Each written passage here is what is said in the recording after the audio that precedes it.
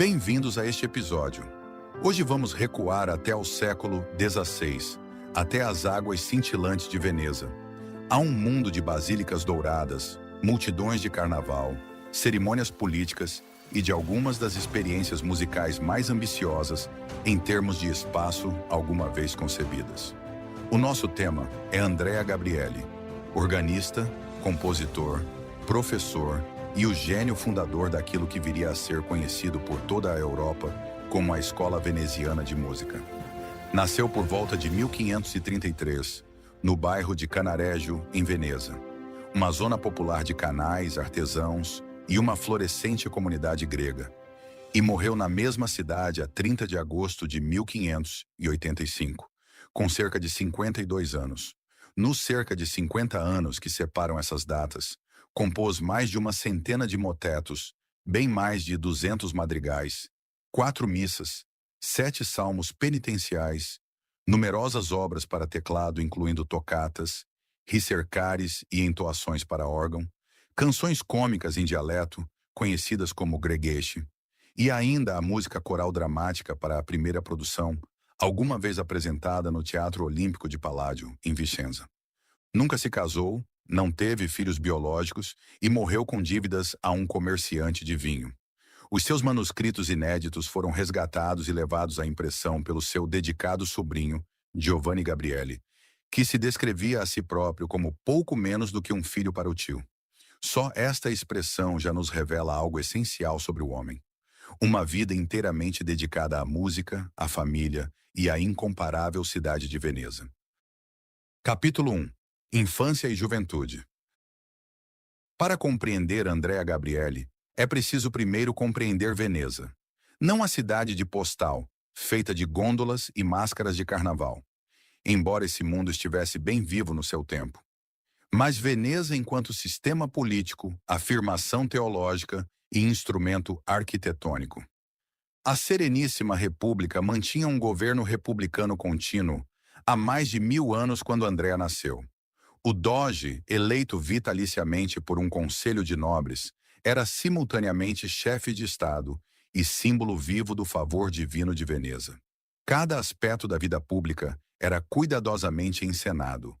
As grandes festividades, a festa de São Marcos, o casamento com o mar, as procissões do Doge, tinham, por lei, formações musicais específicas associadas. A música não era mero entretenimento. Estava entretecida no próprio funcionamento do governo.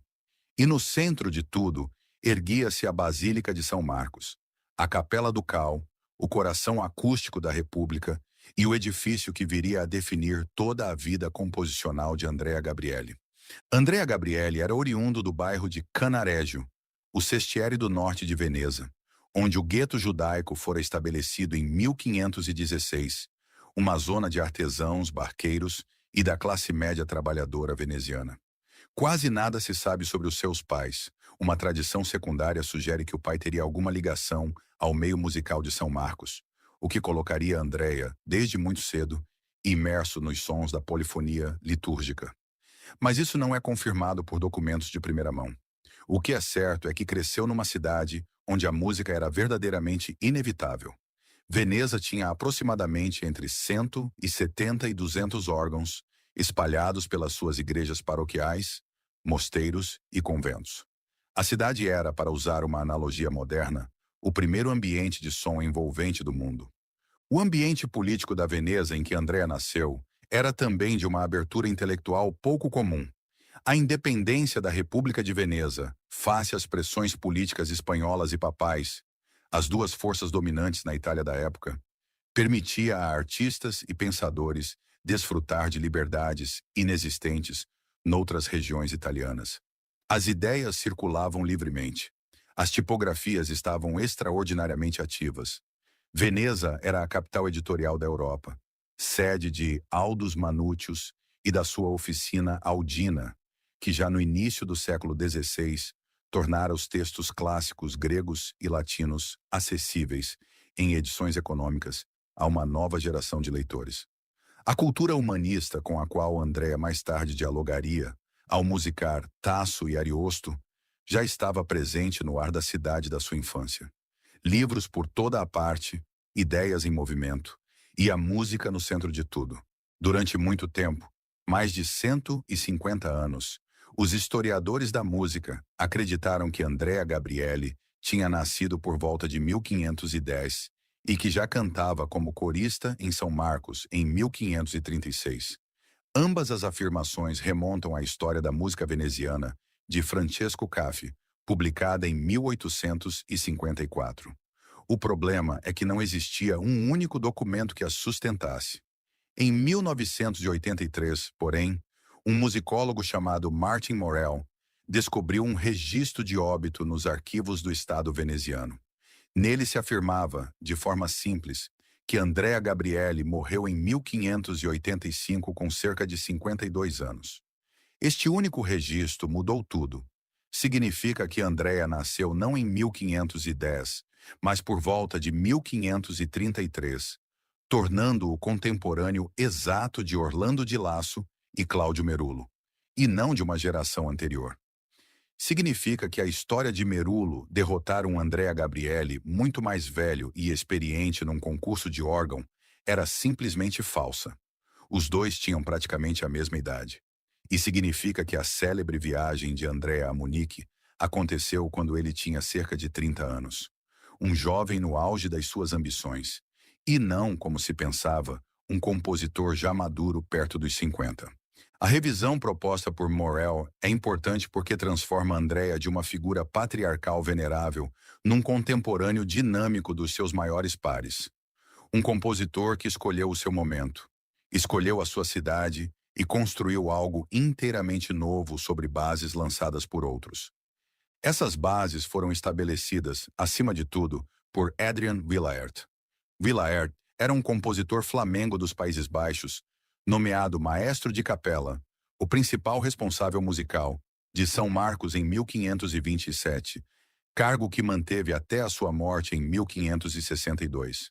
Foi um dos músicos mais influentes em Itália a meio do século XVI, e foi ele quem desenvolveu a prática de dividir as forças vocais em dois coros separados, colocados nas duas galerias de órgão opostas da basílica. Uma técnica conhecida como cori spesati, ou coros separados. Um coro cantava, o outro respondia, e no clímax, ambos se uniam numa textura plena e gloriosa. O efeito acústico, nos espaços de mármore reverberantes da basílica, era diferente de tudo o que se ouvia no resto da Europa.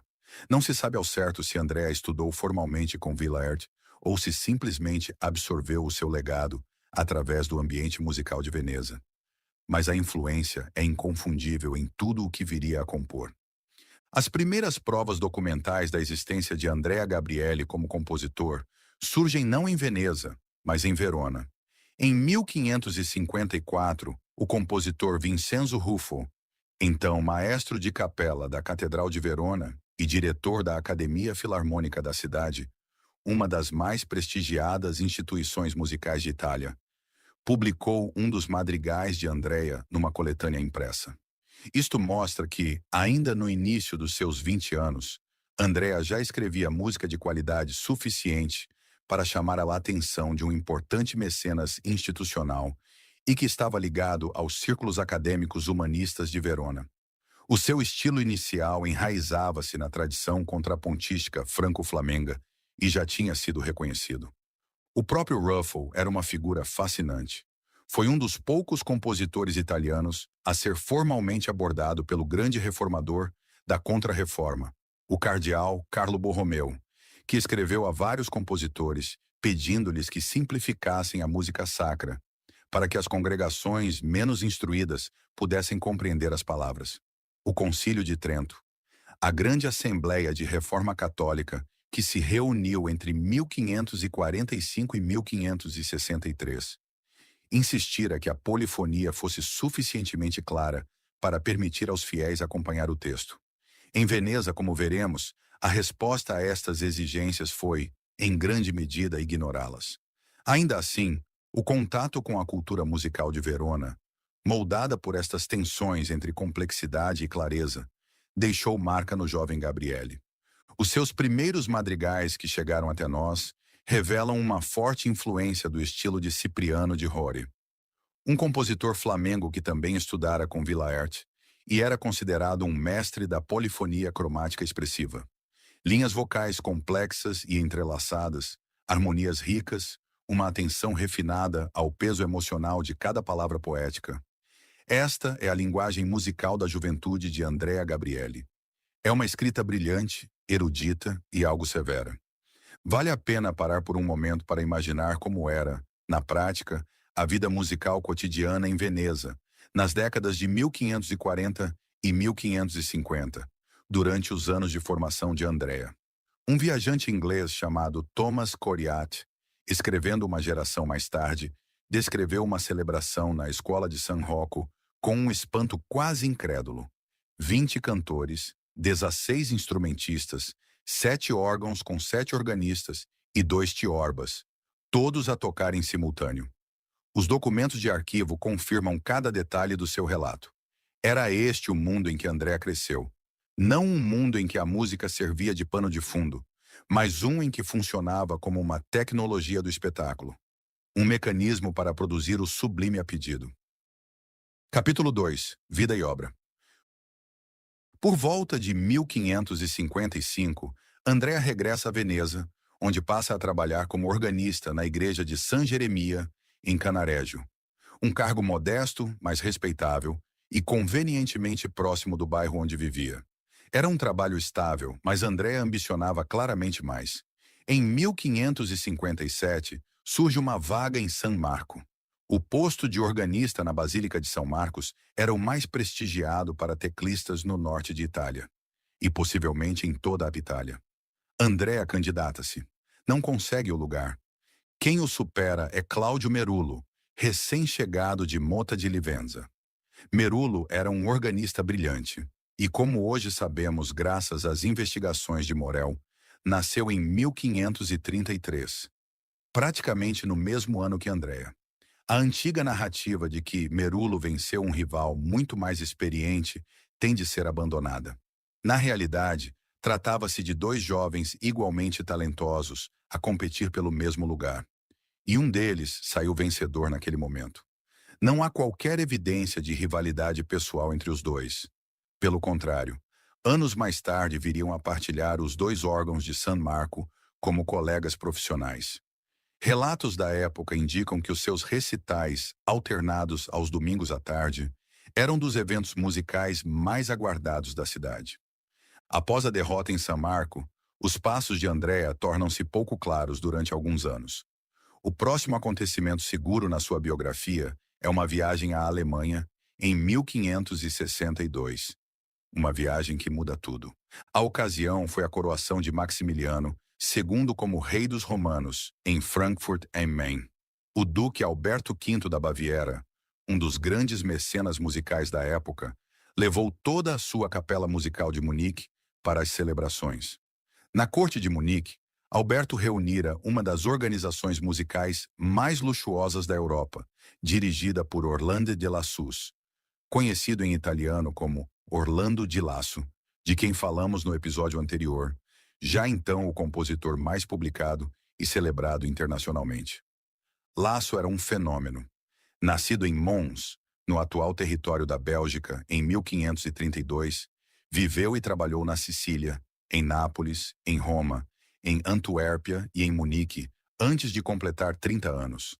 Escrevia com igual fluência em francês, italiano, alemão e latim. Motetos sacros de enorme intensidade expressiva, brilhantes chansons francesas, canções alemãs de caráter humorístico e missas de profunda seriedade. Representava tudo aquilo que o mundo musical cosmopolita do século XVI admirava. Quando André o conhece, em 1562, ambos têm praticamente a mesma idade, cerca de 30 anos, e estão no início das suas carreiras maduras. A amizade que se desenvolve entre eles não é uma relação de mestre e discípulo, mas sim um verdadeiro intercâmbio artístico entre iguais. Um livro coral de Munique, datado de cerca de 1564 a 1565, e hoje conservado na Biblioteca Estatal da Baviera, contém obras de ambos que revelam uma colaboração próxima. Partilham abordagens composicionais, citam motetos um do outro e chegam mesmo a construir missas a partir do mesmo material musical emprestado. A influência mútua é claramente audível. O que leva Andrea desta relação com Laço? Acima de tudo, uma nova confiança na homofonia. Momentos em que todas as vozes avançam juntas, ritmicamente, em acordes sólidos, em vez de entrelaçar em melodias independentes. No estilo franco-flamengo, passagens acordais eram relativamente raras. O padrão dominante era o contraponto polifônico contínuo. Laço mostra a Andrea que a escrita homofônica, usada no momento certo, pode ter um poder retórico extraordinário. Uma clareza súbita e luminosa que nenhum contraponto consegue igualar. Esta lição tornar-se-á a marca do estilo maduro de Andrea em San Marco. Os grandes tutti em acordes que unem os coros separados no clímax das suas obras. Há uma história curiosa deste período, possivelmente apócrifa, mas perfeitamente verossímil. Quando o Duque da Saxônia ofereceu a Laço um cargo extremamente lucrativo em Dresden, este terá recusado, dizendo que não queria abandonar a sua casa, o seu jardim e as outras coisas boas que tinha em Munique. Andrea, pelo contrário, mal podia esperar por regressar a Veneza. Tinha uma cidade a conquistar. Andrea dedica a sua primeira grande publicação, as Sacrae Cantiones, de 1565, uma coleção de obras sacras a 5 vozes, ao Duque Alberto V da Baviera, formalizando a ligação a Munique. É simultaneamente um gesto de gratidão e uma afirmação profissional. Um compositor veneziano a apresentar-se ao mundo musical europeu sob o patrocínio mais prestigiante possível. Em 1564, Andrea já trabalhava informalmente em San Marco e, em 1566, é oficialmente nomeado organista do segundo órgão. Annibale Padovano tinha deixado Veneza provocando uma reorganização. Merulo passa para o primeiro órgão e Andrea assume o segundo. A rivalidade de 1557 transforma-se numa parceria. Os dois partilham agora o mesmo edifício, a mesma instituição e a mesma vida profissional, alternando nos instrumentos colocados frente a frente num dos espaços acústicos mais extraordinários do mundo. A importância deste cargo não pode ser exagerada. Ser organista de San Marco era ocupar o mais alto posto musical da República de Veneza. O salário era elevado, o prestígio enorme e a liberdade criativa excepcional. Ao contrário dos compositores de corte, que escreviam para agradar a um único patrono, Andrea compunha agora para a própria República, para a identidade coletiva de toda uma cidade. Era simultaneamente uma libertação e uma responsabilidade, e ele correspondeu plenamente. San Marco não era uma igreja convencional. A sua planta em cruz grega, as 5 cúpulas douradas e as superfícies revestidas de mosaicos criavam um ambiente acústico de ressonância e complexidade espacial extraordinárias. As 2 tribunas de órgão, em lados opostos, norte e sul, permitiam que o som se deslocasse lateralmente pelo edifício. Um coro chamava, o outro respondia, enquanto os fiéis eram envolvidos por música vinda de várias direções ao mesmo tempo. Acústicos modernos descrevem este espaço como uma espécie de primeiro sistema de som envolvente da história, e foi Andrea quem começou a explorá-lo de forma sistemática. O corneto, um instrumento de madeira com orifícios e um bocal semelhante ao do trompete, capaz de grande agilidade e expressividade, era a grande estrela do conjunto de San Marco. A sua sonoridade conseguia atravessar o espaço reverberante da basílica de uma forma que a voz humana, por si só, não conseguia. O principal instrumentista ocupava o cargo de maestro de concerte, chefe do conjunto instrumental. A interação entre cornetos, sacabuchas, o trombone renascentista, órgãos e vozes não seguia uma fórmula fixa. Era uma prática em constante evolução que Andrea conduzia com notável inventividade. Escrevia para um conjunto sem modelo estabelecido, sem tradição consolidada, sem partituras anteriores como referência. Estava, no sentido mais pleno, a inventar enquanto avançava. As suas funções cerimoniais em San Marco eram extensas. Cada grande festividade exigia música composta especificamente para essa ocasião. A festa de São Marcos, o casamento do mar, as procissões do Doge, as recessões oficiais a dignitários estrangeiros. Algumas celebrações exigiam legalmente vésperas com 2 coros e instrumentos. As forças musicais eram determinadas pelo calendário da República. E, crucialmente, a música policoral veneziana não era apenas devocional, era um instrumento de poder político. A República utilizava grandes espetáculos corais para projetar prestígio diplomático, celebrar vitórias militares e impressionar embaixadores visitantes com uma demonstração sonora da sua grandeza. As composições cerimoniais mais politicamente carregadas de Andrea estão ligadas à Batalha de Lepanto. A 7 de outubro de 1571, uma frota cristã derrota decisivamente as forças navais do Império Otomano no Golfo de Patras, ao largo da Grécia. Foi o confronto naval mais importante do século, e Veneza, que durante décadas sofrera a pressão marítima otomana, explode em celebração. Andrea é encarregado de compor a música festiva. Os seus motetos deste período, vários deles preservados na coleção póstuma Concerte de 1587, utilizam a escrita para 2 coros como um verdadeiro drama militar. Um coro enfrenta o outro antes de ambos se unirem num final triunfante. Obras como Benedictus Dominus, Deus Sabaoth, representam explicitamente exércitos bíblicos em combate, Sansão e Gedeão, antes da fusão final. A estrutura não era apenas estética, era teologia política. Em 1574, Andrea recebe talvez a encomenda mais glamourosa da sua carreira, música para a recessão cerimonial de Henrique de Valois, então rei da Polônia e futuro Henrique III de França, que passa por Veneza a caminho de Paris para a sua coroação. A República organiza um espetáculo de opulência extraordinária. Festas na água, palácios iluminados, banquetes contínuos e concertos de escala impressionante que deixam o rei francês, ao que parece, sem palavras. A contribuição de Andrea inclui uma obra a 12 vozes para 2 coros, posteriormente publicada numa coletânea veneziana, que dá uma ideia da dimensão sonora do evento. Depois chega a peste. Em 1575, Veneza é atingida por uma das mais devastadoras epidemias de peste bubônica da sua história.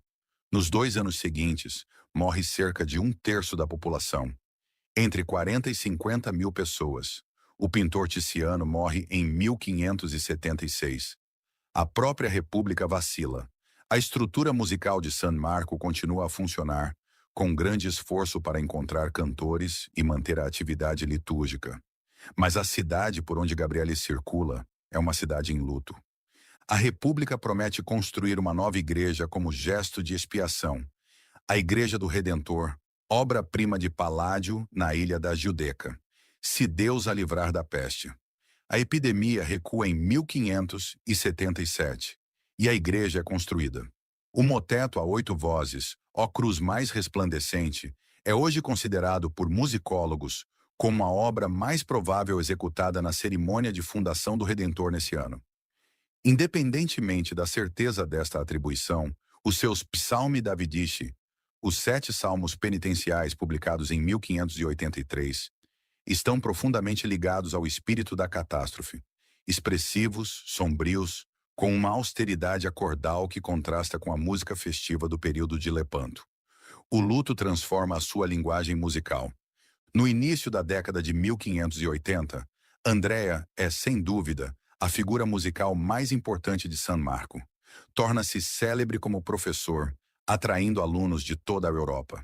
O mais importante é, naturalmente, o seu sobrinho Giovanni Gabriele. Entre os outros estão Lodovico Zacconi, que estuda contraponto com Andrea, e mais tarde escreve um dos tratados mais importantes do século XVI, A Prática de Música, publicada em 1592.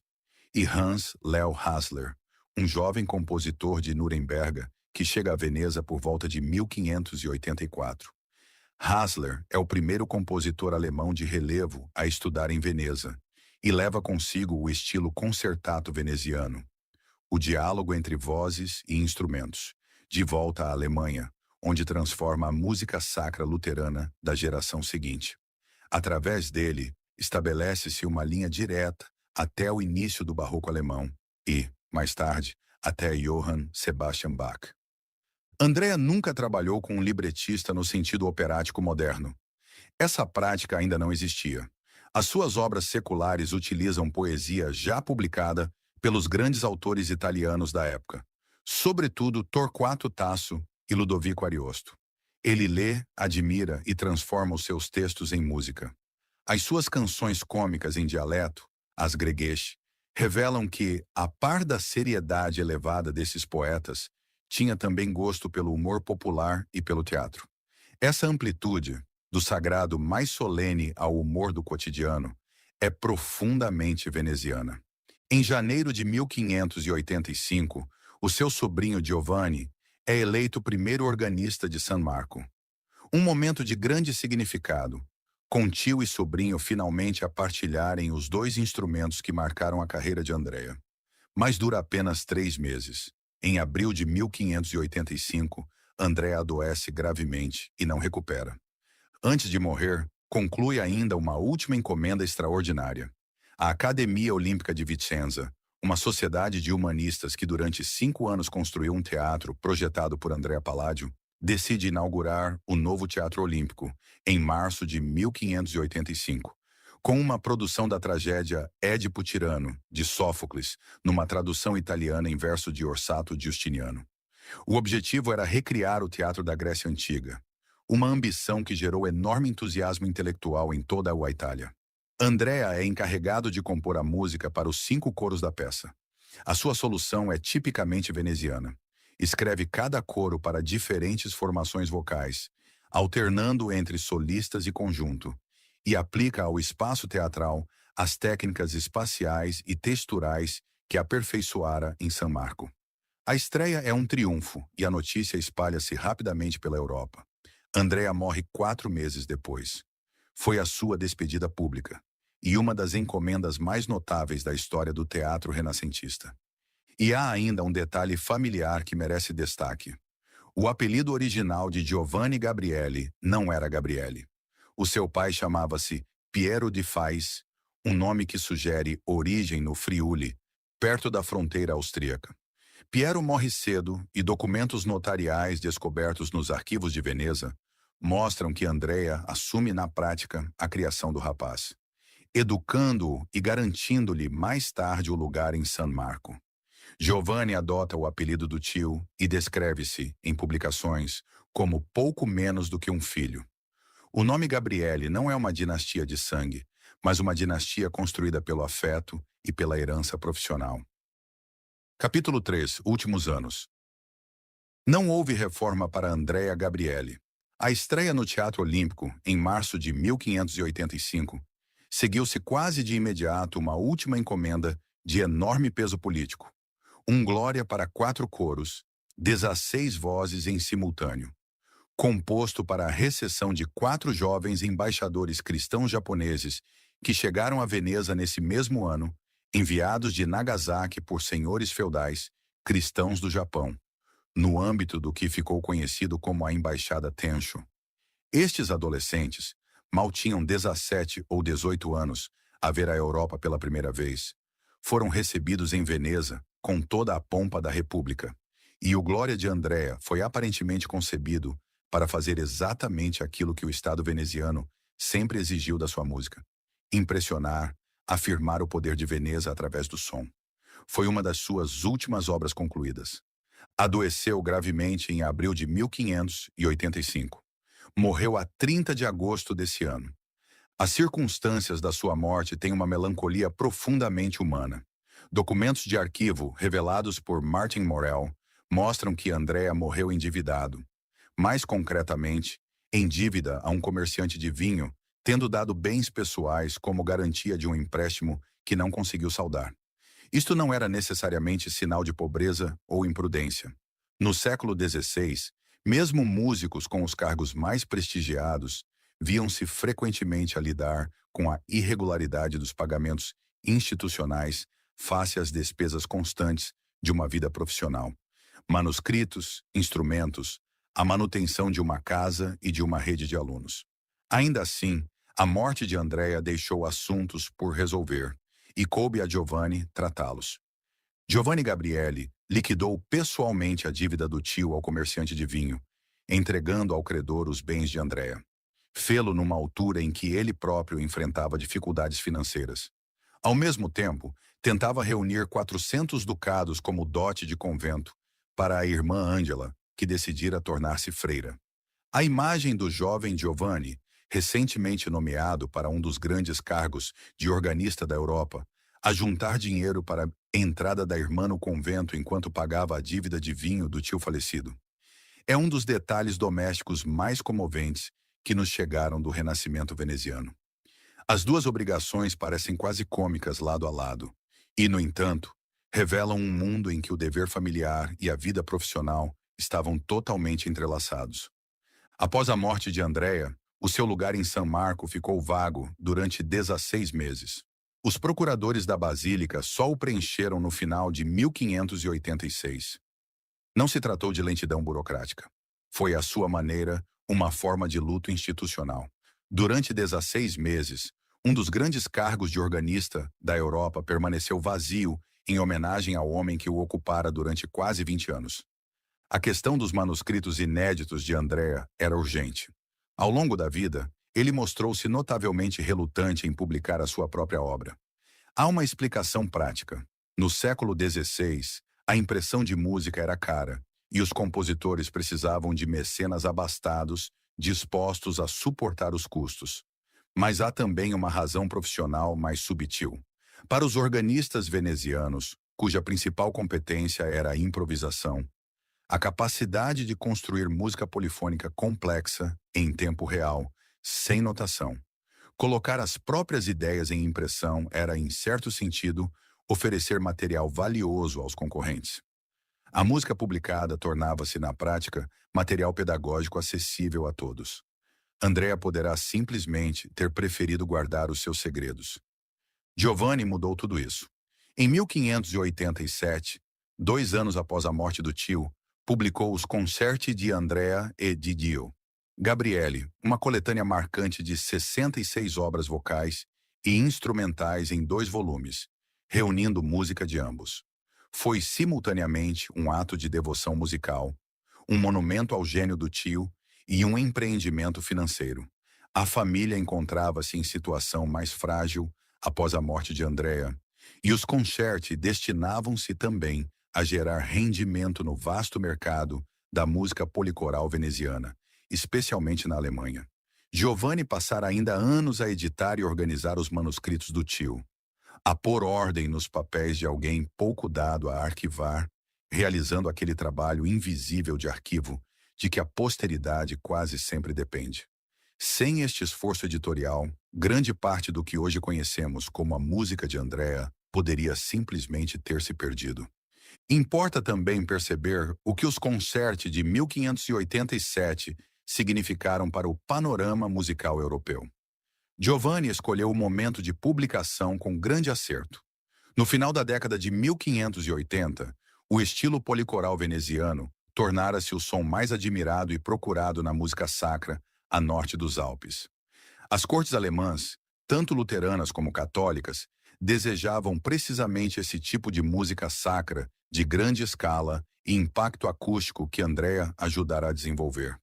Os concerti tiveram boa aceitação, circularam amplamente e deram a conhecer, de Hamburgo a Cracóvia, o estilo maduro de Andrea. Várias peças suas que surgem apenas em manuscritos alemães, nunca publicadas em Veneza, sugerem que as suas obras tardias mais experimentais chegaram ao norte da Europa através de redes privadas de cópia, antes mesmo de Giovanni concluir a edição póstuma. A música adquiriu uma vida própria, que ultrapassou até os esforços editoriais de Giovanni. Capítulo 4. Desenvolvimento musical e impacto histórico. O desenvolvimento musical de Andrea Gabriele pode ser dividido em 3 fases distintas, cada uma moldada por um contexto geográfico e pessoal diferente. Em conjunto, essas fases traçam uma trajetória que vai do denso universo contrapontístico da escola franco-flamenga, de meados do século até ao estilo sonoro e espacialmente teatral, que viria a definir a música cerimonial europeia durante gerações.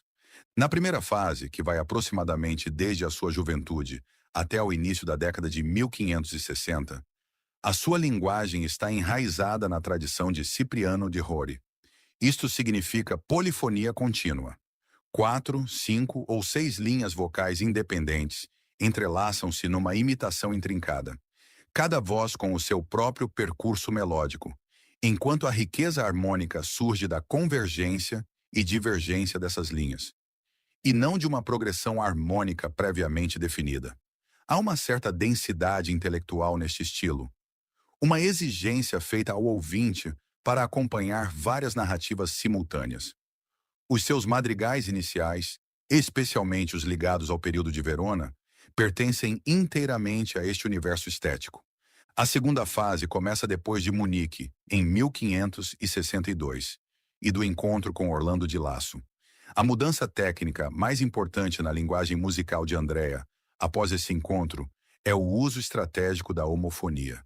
Passagens em que todas as vozes se movem juntas, ritmicamente, em acordes, criando momentos súbitos de clareza luminosa, em contraste com a textura polifônica envolvente.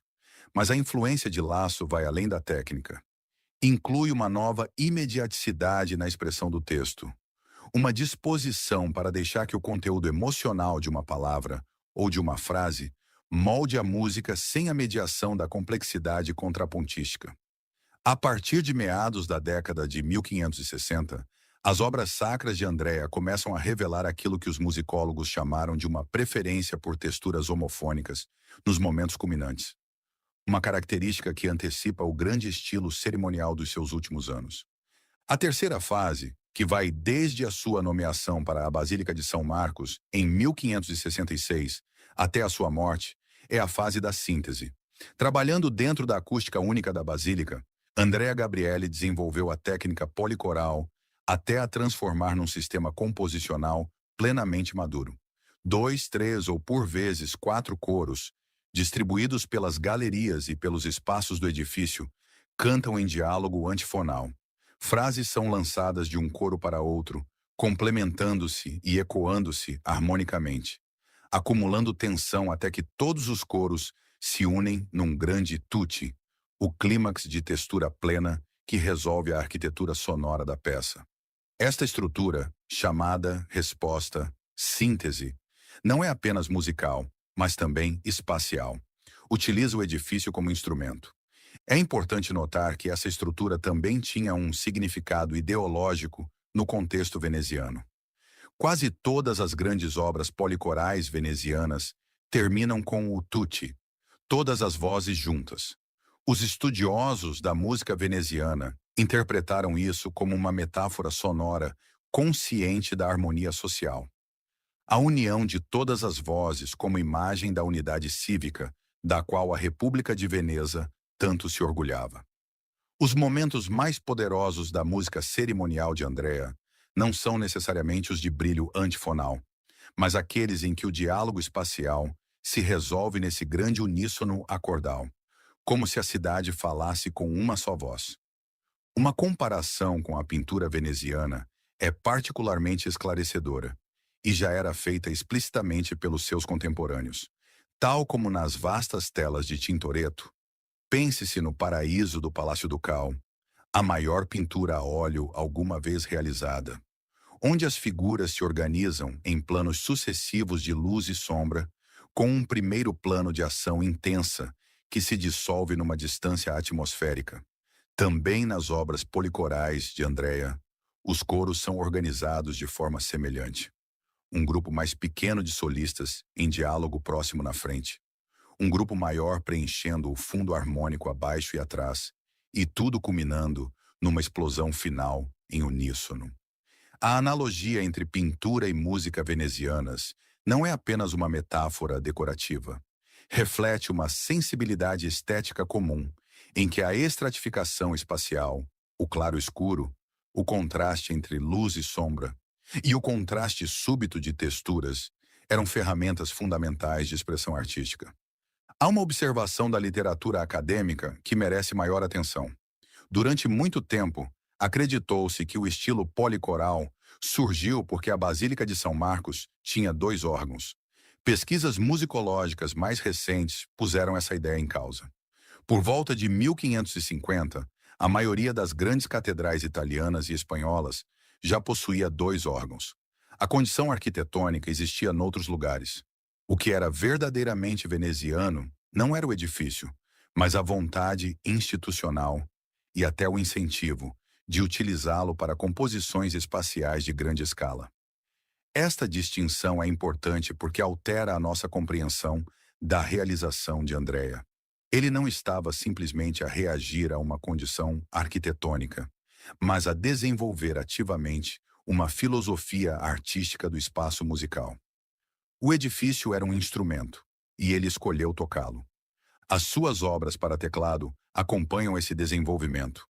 Os ricercares, peças instrumentais abstratas, compostas de forma contínua e baseadas em temas melódicos desenvolvidos por imitação, mostram uma evolução que vai de estruturas relativamente livres e improvisatórias nas obras iniciais para uma unidade temática mais rigorosa nas posteriores. Estudiosos modernos descrevem esse processo como uma escrita protofugal que antecipa os procedimentos formais que Girolamo Frescobaldi desenvolveria meio século mais tarde e que Johann Sebastian Bach levaria à sua forma mais perfeita. As tocatas, por outro lado, são peças de virtuosismo, explosivas de caráter improvisatório, concebidas para demonstrar o domínio do organista perante um público que sabia exatamente o que estava a ouvir. Os seus madrigais ocupam um registro completamente diferente. Aqui, a escala reduz-se, a intimidade aumenta e a ambição literária ganha destaque. Os seus melhores madrigais, sobre textos de Tasso, Ariosto e Petrarca, são psicologicamente súbitos, com uma linguagem harmônica que reage, momento a momento, ao peso emocional da poesia. A sua música secular foi reeditada em Milão, circulou em tablaturas alemãs para alaúde e teclado, e alguns dos seus madrigais foram alvo de uma prática chamada contrafacta, a substituição de textos italianos seculares por textos latinos sagrados, permitindo que canções de amor fossem utilizadas na igreja. É uma forma muito renascentista de elogio. A sua música secular era tão boa que as pessoas quiseram rezar com ela. O impacto histórico de tudo isto é difícil de exagerar. Andrea foi, segundo o consenso acadêmico geral, o primeiro membro internacionalmente reconhecido da escola veneziana. O primeiro compositor baseado em Veneza a alcançar prestígio sustentado fora de Itália ainda em vida. A cadeia de influência que ele iniciou é a seguinte: de Andrea para Giovanni, seu aluno e sobrinho; de Giovanni para Hans Leo Hassler, que levou o estilo concertato para a Alemanha; de Giovanni também para Heinrich Schütz, o maior compositor alemão do século XVII, que viajou especificamente para Veneza para estudar com ele em 1609 e descreveu essa experiência como a mais formativa da sua vida; de Schütz para toda a tradição da música sacra luterana alemã. E dessa tradição, através de Dietrich Buxtehude e Johann Pachelbel, até Johann Sebastian Bach. Quando ouvimos o coro inicial da Paixão, segundo São Mateus de Bach, dois coros dialogando num grande espaço acústico de uma igreja luterana, estamos, ainda que de forma indireta, a ouvir o eco de Andrea Gabrieli em São Marcos. Há ainda uma ligação mais próxima do nosso tempo que merece ser mencionada. No século XX, dois dos compositores italianos mais radicais da vanguarda do pós-guerra, Bruno Maderna e Luigi Nono, identificaram-se diretamente com o legado de Gabrieli. Nono possuía e anotou extensivamente uma edição moderna das obras de Andrea. Ambos viram na tradição policoral veneziana a distribuição espacial do som, o diálogo entre grupos separados, a arquitetura como instrumento, um precedente para a sua própria música eletrônica.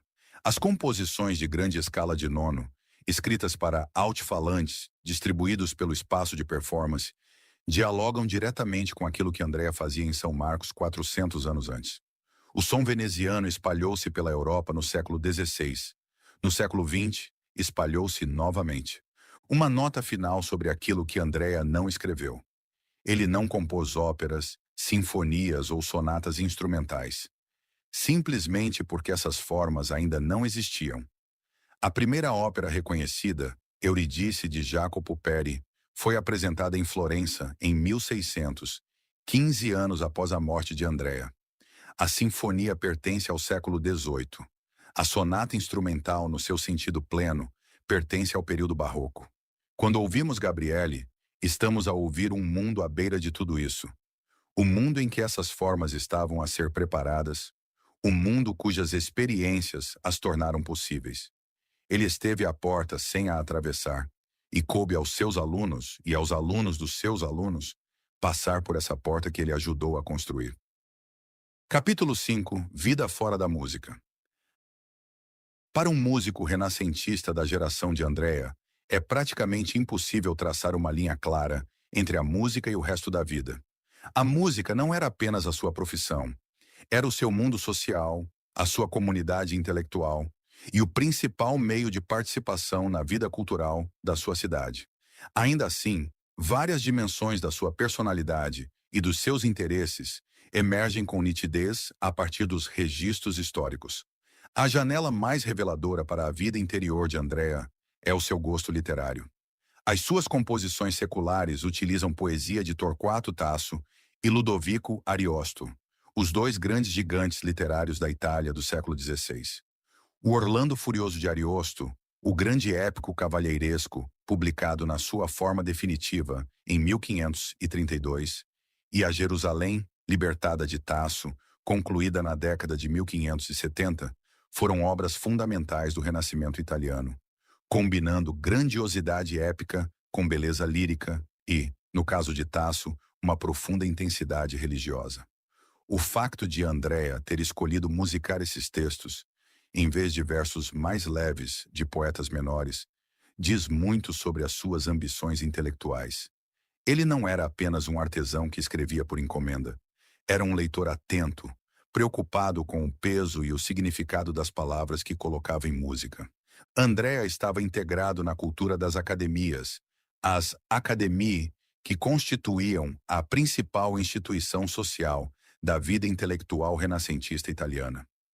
Eram encontros de homens instruídos, artistas, músicos e estudiosos que se reuniam regularmente para debater filosofia, ouvir música, ler e comentar poesia e, de forma geral, praticar os rituais da cultura humanista.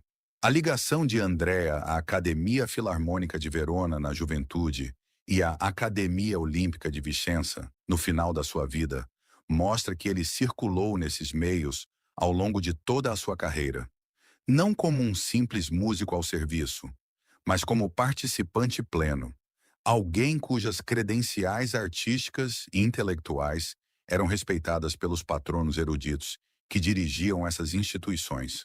As suas gregés, canções humorísticas em dialeto que misturam veneziano, dálmata e grego, revelam outro lado, mais terreno, da sua personalidade. A Veneza do século XVI tinha uma tradição rica de comédia teatral, música de rua e humor popular em dialeto, muito associada à comédia dell'arte e às festividades do carnaval. As gregés não são arte solene, são entretenimento, espírito e jogo social. O facto de o mesmo homem que compôs imponentes glórias a 16 vozes para recessões de Estado, também ter escrito canções divertidas sobre vendedores de mercado e marinheiros, sugere alguém confortável em todo o espectro da vida social veneziana. Não um acadêmico isolado, mas um homem da cidade, à vontade tanto na taberna como na basílica. Um detalhe delicioso proveniente dos arquivos reforça essa impressão. Andrea morreu com uma dívida a um comerciante de vinho. A dívida não era grande. Giovanni conseguiu liquidá-la, entregando os bens pessoais do tio. Mas o facto de o credor ser um comerciante de vinho tem um certo significado. A Veneza do século XVI era uma cidade de extraordinária cultura gastronômica e vínica, com mercadores a trazer vinhos de todo o Mediterrâneo. O facto de Andrea ter uma relação com um comerciante de vinho suficiente para obter crédito sugere um homem que sabia apreciar os prazeres da vida. No que diz respeito à religião, o quadro é mais complexo. Andrea viveu e trabalhou inteiramente no seio da Igreja Católica institucional. Todas as suas principais composições foram destinadas a uso litúrgico ou cerimonial. No entanto, a cultura religiosa veneziana era diferente da de qualquer outra cidade italiana. A Sereníssima manteve um grau de independência em relação a Roma, que era único na Europa católica. As tentativas do Concílio de Trento de simplificar a música sacra foram em grande parte ignoradas em Veneza, onde a escrita policoral rica continuou a florescer sob a proteção de um Estado que valorizava o espetáculo mais do que a austeridade. Isso significa que a expressão religiosa de Andrea tinha um caráter distintamente veneziano, cerimonial, comunitário, voltado para a magnificência pública em vez da devoção privada. A sua resposta à peste de 1575 a 1577, os salmos penitenciais e o provável envolvimento na música associada à fundação do Redentore, sugere um envolvimento pessoal genuíno com a função devocional da música. Ainda assim, não há sinais de misticismo ou de severidade típica da Contra-Reforma na sua biografia. A sua religião é a da cerimônia partilhada e do som coletivo. A República a rezar em conjunto, através de 16 vozes e 4 coros, num espaço tornado sagrado tanto pelo esplendor acústico quanto pela fé. Para os organistas venezianos, a improvisação era uma arte central. A principal competência avaliada em audições era a capacidade de construir música polifônica complexa em tempo real. Improvisar ao órgão em vários estilos, sem preparação nem partitura. Chamava-se suonare alla mente, ou tocar a partir da mente, e era considerado o mais elevado nível da arte musical. A relutância de Andrea em publicar a sua música para teclado foi quase certamente uma decisão profissional. Revelar em partitura os segredos da improvisação seria diminuir o seu valor como professor. Os seus recitais de domingo à tarde na Basílica de São Marcos, juntamente com Merulo, funcionavam como verdadeiras demonstrações públicas dessa habilidade. Observadas e comentadas pelos venezianos, tal como hoje se discutem os méritos de grandes atletas. Sabemos também, através de uma avaliação interna dos cantores de São Marcos, datada de 1598, um documento que, como um estudioso observou de forma memorável, se assemelha a um relatório moderno de recursos humanos, algo sobre a cultura profissional em que Andrea passou os seus dias de trabalho. Um contralto é descrito como o cantor mais competente e onde lhe falta delicadeza de voz, compensa com bom canto. Um tenor é referido como tendo sempre uma boa voz e sendo um bom cantor, mas devido à idade avançada, é melhor não contratá-lo. A voz de um frade é descartada como não sendo de mau timbre, mas ele nunca conseguiu aprender a utilizá-la corretamente. Embora o documento seja posterior à morte de Andrea, o seu tom, preciso, colegial, sem sentimentalismo, capta perfeitamente o ambiente profissional do mundo musical de São Marcos. Andrea Gabrieli trabalhou ao lado dessas pessoas, dependeu delas, corrigiu-as e certamente formou opiniões firmes sobre os seus pontos fortes e fracos. A música em São Marcos não era uma atividade solitária inspirada pelo gênio. Era um ofício colaborativo, praticado diariamente com seres humanos falíveis. A relação entre Andrea e Giovanni continua a ser a história pessoal mais importante da sua biografia. O pai de Giovanni, um homem chamado Piero di Fais, morreu quando ele ainda era jovem, e Andrea assumiu o papel de tutor e mentor. Criou o rapaz, formou-o e acabou por garantir a sua posição em São Marcos. Giovanni, por sua vez, dedicou anos após a morte do tio a preservar e publicar a sua música. É um dos exemplos mais belos na história da música de um dom retribuído. Não da mesma forma, mas em forma de legado. Andrea deu a Giovanni uma carreira. Giovanni deu a Andrea a imortalidade. Capítulo 6. Onde se pode encontrá-lo hoje? Andrea Gabrieli morreu em 1585, mas a sua música nunca desapareceu por completo do repertório. E nos séculos 20 e 21, conheceu um verdadeiro renascimento, sustentado por uma rede de instituições, ensembles e projetos acadêmicos, que qualquer ouvinte interessado pode hoje explorar com facilidade. O recurso acadêmico mais importante é a edição nacional das obras de Andrea Gabrieli, publicada pela Casa Ricordi, em Milão, em colaboração com a Fondazione Giorgio Cini, em Veneza. Esta edição crítica em curso, cuja direção geral está a cargo do musicólogo David Bryant, tem como objetivo produzir partituras fidedignas de todas as obras sobreviventes de Andrea, acompanhadas de aparato crítico completo e comentários sobre as fontes. Trata-se da referência principal tanto para intérpretes como para investigadores, e o site da Ricordi disponibiliza informações detalhadas sobre o progresso do projeto e os volumes já publicados. A própria Fondazione Giorgio Cini está situada na ilha de San Giorgio Maggiore. A pequena ilha em frente à Praça de São Marcos, visível a partir da principal zona ribeirinha de Veneza, alberga importantes institutos de investigação nas áreas da história da arte, música, literatura e história de Veneza. O seu Instituto de Música conserva coleções de manuscritos, materiais de arquivo e o aparato editorial da edição nacional. A Fundação oferece também bolsas de investigação com residência para doutorandos e investigadores de pós-doutoramento que desejem trabalhar em Veneza em áreas das humanidades, incluindo a musicologia. A ilha é acessível por vaporeto a partir da zona ribeirinha principal, e uma visita a San Giorgio Maggiore é talvez a forma mais próxima de entrar no mundo que Andrea conheceu. A Basílica de São Marcos continua a ser a ligação física mais direta ao universo musical de Andrea. Os dois órgãos permanecem frente a frente, atravessando a nave. As cúpulas cobertas de mosaicos, os pavimentos de mármore, a acústica singular e extraordinária. Tudo permanece de forma notável, praticamente inalterado desde o século XVI. A Basílica acolhe execuções de música sacra veneziana em dias festivos importantes. E assistir a uma dessas celebrações, sobretudo quando os músicos se distribuem entre os dois órgãos, proporciona uma experiência que nenhuma gravação consegue reproduzir por completo. É este o espaço que Andrea tinha em mente quando compunha. Em Vicenza, o Teatro Olímpico, para o qual Andrea compôs a sua última grande obra, é patrimônio mundial da Unesco e continua aberto ao público. O extraordinário interior clássico de Palladio, com o seu cenário permanente de ruas em perspectiva concebido por Vincenzo Scamozzi, constitui o mais antigo cenário teatral ainda existente no mundo.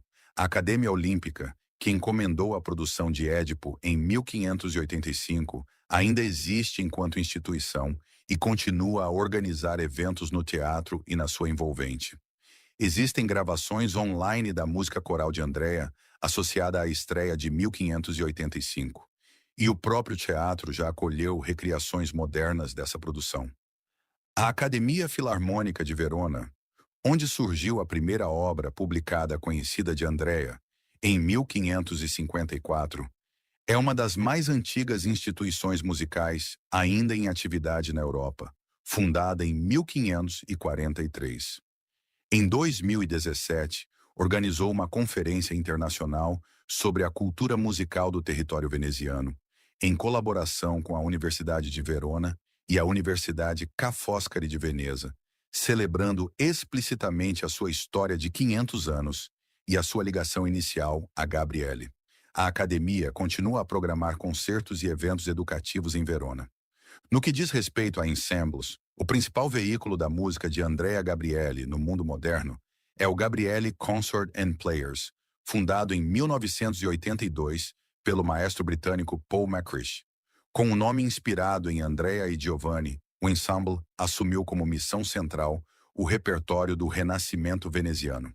A sua gravação de referência, a Venetian Coronation, 1595, uma recriação da cerimônia de coroação de um doge com música de ambos os Gabrieli, foi lançada originalmente em 1990 e regravada numa nova versão em 2012.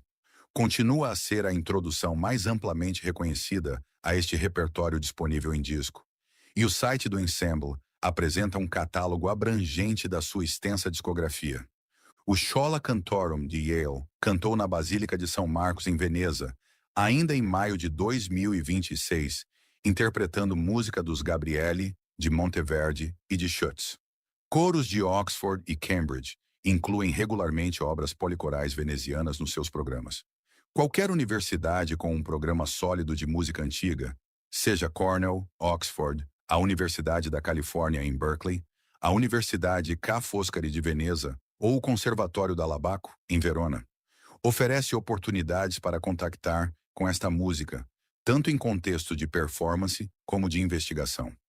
Para quem deseja aceder às partituras de Andrea, a Petrucci Music Library, disponível gratuitamente online, disponibiliza partituras descarregáveis dos concerti, publicados postumamente em 1587 e de outras obras. Existem múltiplas gravações comerciais disponíveis em plataformas de streaming, como Naxos, Spotify e Apple Music.